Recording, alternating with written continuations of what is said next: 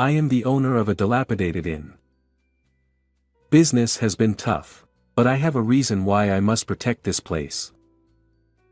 Just when I was about to give up, a penniless old woman with a story appeared. I've always been a burden. Treated harshly by her son, she reminded me of my own grandmother. And with a single word from her, unbelievable changes began to happen at my inn. My name is Zach O'Neill. No customers today either, huh? The inn I run is in shambles. Hardly anyone would choose to stay here. Even I think so. But this place is important, handed down to me by a mentor. I want to protect this place with all my heart, so I continue to run the inn. That mentor was my high school soccer coach. In my childhood, I lived with my grandmother and mother. With my mother busy with work, my grandmother was always there for me. She cooked, bathed me, and stayed with me until I fell asleep. Wrapped in her warmth, I never felt lonely. However, in third grade, my grandmother passed away due to illness. Although my mother continued to work hard as the family breadwinner, we hardly spent time together. But thanks to my grandmother teaching me the basics of household chores, I managed fine. In my first year of high school, my mother suddenly passed away from a stroke. The coach, who took me in, let me stay in a room at the inn his father managed. After graduating high school, I left the inn and started working out of town.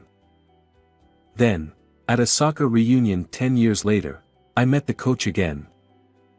He told me he was about to close the inn he had inherited from his father after I left.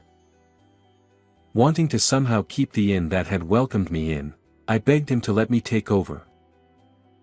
It was on a pleasant autumn day, with a refreshing breeze, that I met the old woman named Barbara. Excuse me. While cleaning the entrance of the inn, bathed in the sunset, I heard a voice behind me. I turned to see a small elderly woman, probably around 70, standing there. "What can I do for you?" The old woman had good posture and wore neat clothes, carrying only a small shoulder bag, as if she was out shopping. Clearly, she wasn't a guest. I forgot my wallet. But I promised to pay later. Can you let me stay tonight? Well, sure. Her anxious expression turned to relief. Thank you. My name is Barbara. I was really in trouble. I remembered my grandmother. Though they didn't look alike, her gentle tone brought me comfort. I hurriedly put away the broom and showed her to a room. "You don't have much luggage." Barbara, with a sad expression, looked away. It's better to travel light. Sensing there was more to her story, I respected her privacy. She declined food, but I decided to eat dinner with her out of concern. With few ingredients available, I prepared a simple meal. You're young, but your cooking is quite gentle. Despite the simplicity, she seemed pleased. Barbara didn't talk much about herself, but listened to my stories with a smile, about my childhood, my mentor, and the inn. What's the concept of this inn? Concept? Why did I take over this inn? To share the warmth I felt here with others. The concept is a warm and welcoming space where you can feel at home. That's wonderful. She nodded approvingly. The next morning, I couldn't offer much hospitality, so there's no need to pay. Talking with you was more than enough for me. Thank you. Though surprised, she thanked me repeatedly before leaving. The inn's business didn't improve, and I decided to look for a job. Another unsuccessful interview. 2 months into job hunting, with no success, I sat on a park bench, holding a hot coffee, when someone sat next to me. Under a wide-brimmed hat, I recognized the profile. "Barbara?" She turned to my voice. "It's Zach, from the inn." Oh, Zach. You look different in a suit. Sorry I didn't recognize you. Dressed in a suit with styled hair, I looked different from the innkeeper she met. Next to her was a Boston bag. "Are you traveling?" Oh, this. Barbara patted the bag and shook her head. It's not a fun trip. I need to find a place to stay for a while. She sighed and looked sadly into the distance. "If my inn is okay, please stay as long as you need." Barbara looked at me with wide eyes. Thank you so much, again. She said, bowing her head apologetically. 2 weeks passed since Barbara started staying at the inn. To show her gratitude, she cleaned every corner. This shelf would be better over there. Her ideas transformed the inn into a much more pleasant space. One day, a luxury car stopped in front of the inn. A well-dressed man and woman got out, the man roughly saying, "Is an old woman named Barbara here?" The man, who seemed around his 40s, glanced disdainfully at the dilapidated inn. "Who are you?" "I'm her son, and this is my wife." Now that I looked closely, his nose and mouth resembled Barbara's. But unlike her warm demeanor, he was the opposite. "Can you keep her here? She's always been a burden." "I'll pay whatever it takes." What was he saying? Barbara was healthy and independent. Why did he despise her? Then the wife spoke up. "Barbara is just a nominal president. She travels and plays while we handle the office work. Honestly, I wish she would retire." Her eyes, behind sunglasses, were not smiling. "How can you talk about your family like that? Take care of her." Ignoring my protest, they drove off. How awful. I felt anger rising. I'm back. "Barbara, your son and his wife were here." I didn't know how much to tell her and hesitated. Understanding my unease, she began to speak. I'm actually the president of a company with many branches. Her company was not only in Japan but had offices overseas. When Barbara took over the company founded by her father, it was still a small business, but over the past 30 years, it has grown significantly. It must be thanks to her intelligence, initiative, and great personality. Lately, my son keeps insisting. He says I should retire and hand over the company to him. Barbara's face suddenly looked sad.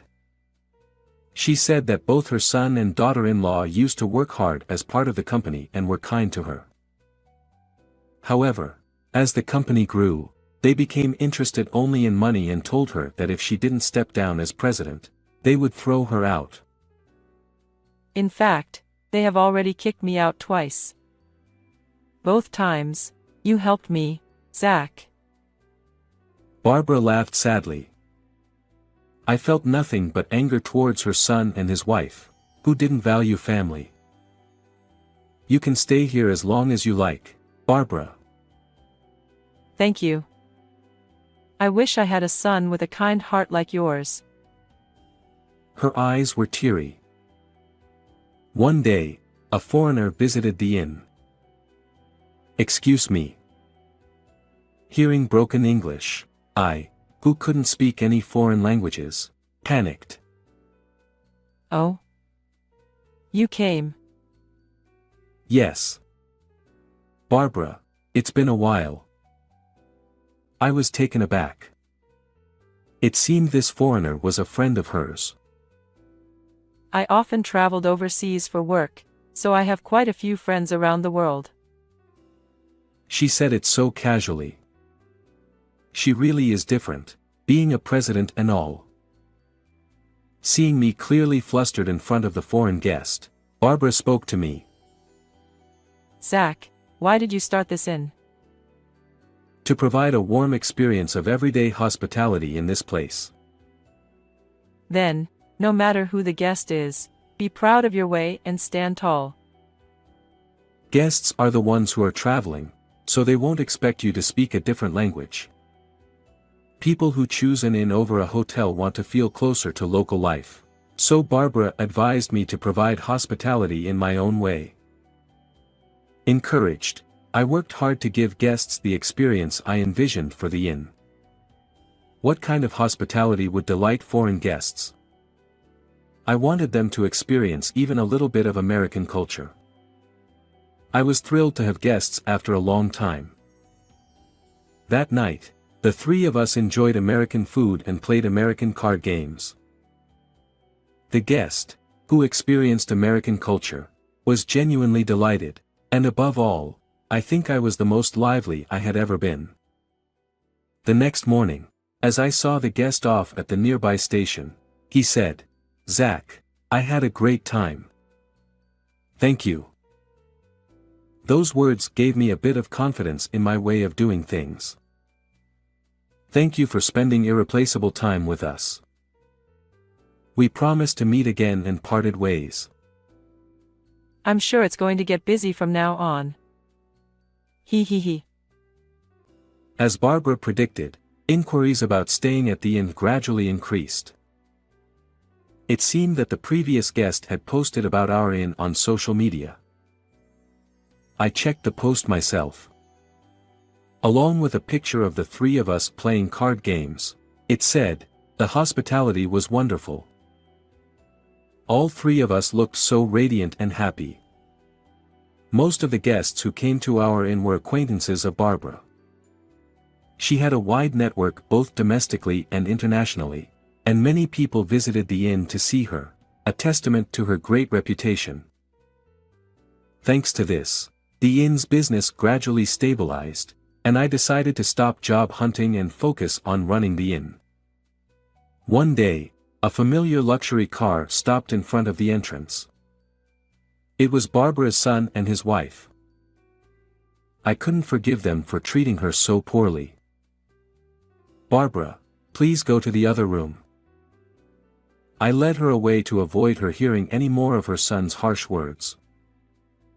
I wanted to kick them out immediately. However, as soon as they came in, they said, "Please give us back the president." Unlike the last time, their arrogant attitude had disappeared.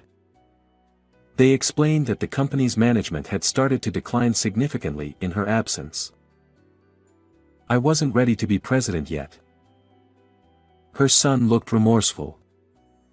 Barbara had grown the company significantly. Naturally, she must have a deep attachment to it. But the inn's success was undoubtedly thanks to her, and I wanted her to stay here forever.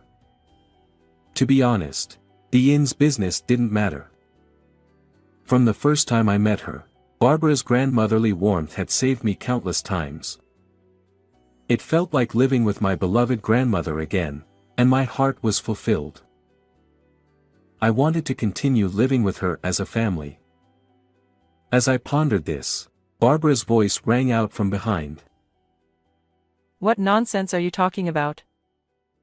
I won't listen to someone who values money over their parent. Barbara rebuked her son and daughter-in-law. She explained the importance of valuing relationships, and showing consideration and respect to each person to succeed in society. The son and his wife left, dejected. After they were gone, Barbara, with her usual gentle smile, said, "You have a wonderful heart. It'll be okay." Her words carried weight and gave me courage. Thanks to Barbara, I gained confidence, and afterward, I started expanding the inn to various locations with her. The concept remained the same: A space wrapped in warm hospitality of everyday life. It was actually my mentor's dream to expand the inn to various locations. Although my mentor had already passed away, I was determined to fulfill his dream. Keeping what I learned from Barbara close to my heart, I worked diligently with conviction. However, when we decided on the 5th inn location, Barbara succumbed to pneumonia and passed away. On the inn's website, where Barbara regularly blogged, condolences from friends around the world poured in. She truly was an amazing person. I had always relied on Barbara. I wondered if she had really been happy staying by my side. Now, I felt a pang of regret. Zach, long time no see. Turning around, I saw the man who first posted about my inn on social media. We promised to meet again, remember? Thank you for coming. I shook hands firmly with the man. I remembered the photo from when we played card games together. Back then, he, Barbara, and I had the brightest, most genuine smiles. Barbara must have treasured the days we spent together. Believing this, I returned to my work. Barbara, the other day, your friend came from Indonesia. Today is August 3rd, the anniversary of Barbara's death. Every year on this day, I visit her grave and update her on my life. Even after she passed away, her friends from around the world continued to use our inn. By the way, recently, someone asked if I was your son. I was so happy to be mistaken for her son. I told them that even though we're not related by blood, you're an important family member. They said that since we resemble each other, we must be family by heart. Barbara continues to live on in the hearts of her friends worldwide. Of course, she lives on in my heart too. I will strive to be like you, Barbara. So please continue to watch over me. Just like the bright summer sunshine, my future is bright and shining. How did you like this story? Don't forget to subscribe to our channel. See you in the next video.